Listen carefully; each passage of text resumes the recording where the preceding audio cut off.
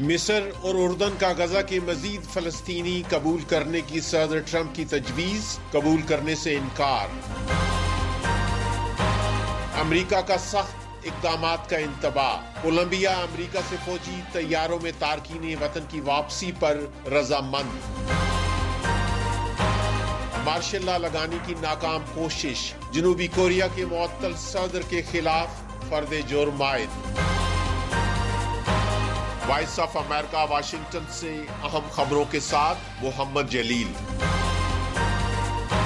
مصر، اردن اور فلسطینی عسکری تنظیم حماس نے صدر ٹرمپ کی اس تجویز کو قبول کرنے سے انکار کر دیا ہے کہ مصر اور اردن غزہ کے مزید فلسطینیوں کو اپنے ہاں قبول کریں۔ ٹرمپ نے نامہ نگاروں سے گفتگو میں غزہ کی تباہی کی بات کرتے ہوئے کہا کہ یہ سب کچھ صاف ہونا چاہیے۔ انہوں نے اردن کے شاہ عبداللہ سے ٹیلی فون پر ہونے والی بات چیت کے بعد صحافیوں سے گفتگو میں غزہ کے حوالے سے کہا کہ وہ مسمار شدہ مقام ہے، وہاں سب کچھ مسمار ہو چکا ہے اور وہاں لوگوں کی اموات ہو رہی ہے۔ انہوں نے مصر اور اردن سے مطالبہ کیا کہ غزہ سے مزید فلسطینیوں کو عارضی یا مستقل طور پر قبول کریں۔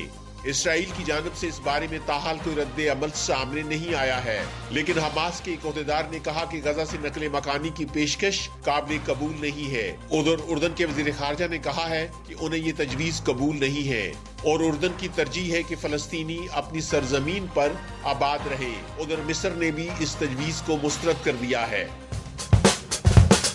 یہ وائس آف امریکہ واشنگٹن ہے۔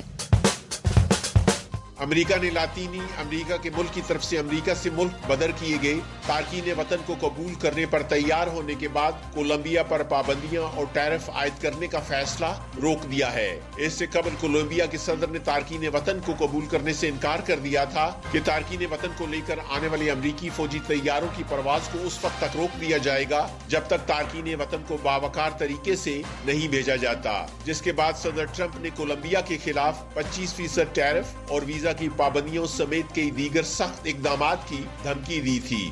صدر ٹرمپ نے گزشتہ ہفتے حلف اٹھانے کے بعد ملک میں بڑی تعداد میں غیر قانونی طور پر مقیم تارکین وطن کو ملک بدر کرنے کا حکم جاری کیا تھا۔ امریکہ کے وزیر خارجہ مارکو روبیو نے خبردار کیا ہے کہ اگر افغان طالبان کی تعویل میں مزید امریکی شہری ہوئے تو امریکہ ان کی اعلیٰ قیادت کے سروں کی قیمت مقرر کرے گا۔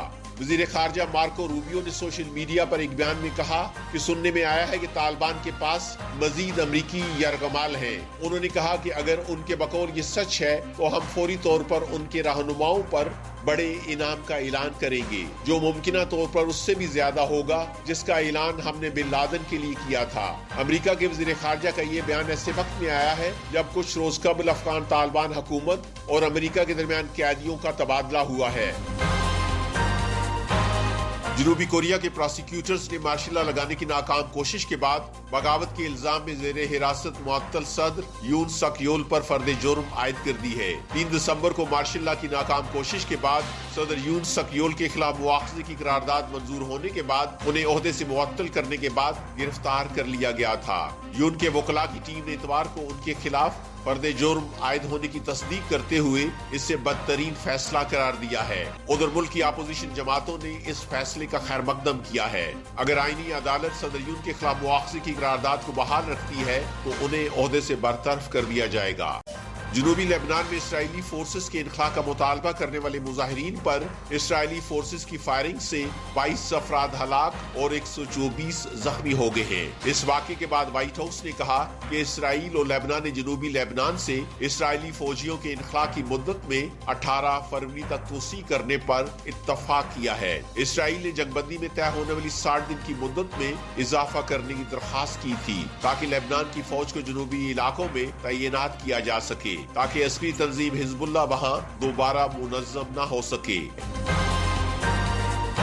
وائس آف امریکہ واشنگٹن کی اردو سروس سے خبروں کا یہ بلیٹن اب ختم ہوتا ہے۔ میں ہوں محمد جلیل اور ایڈیٹر تھی سارا حسن۔